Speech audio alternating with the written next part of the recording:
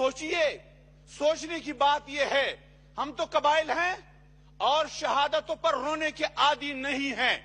हमारे कबाइल के तो हजारों अमायदीन, उलमा, नौजवान दहशतगर्दी के शिकार हो गए। हमने उस पर रोना, ये रोने का किरदार हमारा नहीं, लेकिन इज्जत के हवाले से याद रखो, कबाइल बहुत खसास है। आज हमारे इज्जतों का मसला दरपेश है और बहुत बड़ा सानहा मेरे ख्याल में इससे इसलिए हुआ कि खैसोर शरीफ में हमारे इज्जत को तराज किया गया है। जनाब स्पीकर, उसकी तरफ भी तवज्जो जरा। आप मेरे जो कुली कबाइल के बेटे हैं उनको तो पता है, वहां खैसोर शरीफ में हयात नामे एक छोटे बच्चे ने, एक मासूम बच्चे ने जो दास्तान सुनाया है, वो भी जरा ईमान सुन ले। वो कितना बड़ा सानहा इस हुकूमत के लिए चैलेंज है, रियासत के लिए चैलेंज है। वजीर दिफा साहब, सुन लो जरा, कबाइल की फरियाद भी सुन लो। हम इस पर याद रखो कि हमारे बाजारें मिसमार कर दी गई, कोई बात नहीं।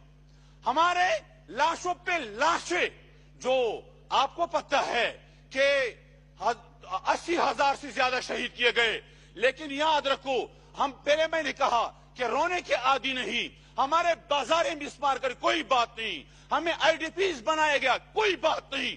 लेकिन खैसोर जैसे वाकयात से हमारे दिल को दुख हुआ, इंतहाई दुख हुआ। और लिबास हिजर में रहजन आए हैं, लिबास हिजर में रहजन आए हैं। और हयात छोटा बच्चा, मासूम बच्चा कहता है कि मेरे बाप को उठाया, मेरे बहन भाई को उठाया, और फिर सिक्योरिटी का जिम्मेदार अफसर मेरे घर के चार दीवारी और चादर को पामाल करते हुए आईन को पामाल किया गया है। और वहां मेरी मां और बहनों को वो सामने बिठाते हैं और फिर नाजायज मुतालबे करते हैं।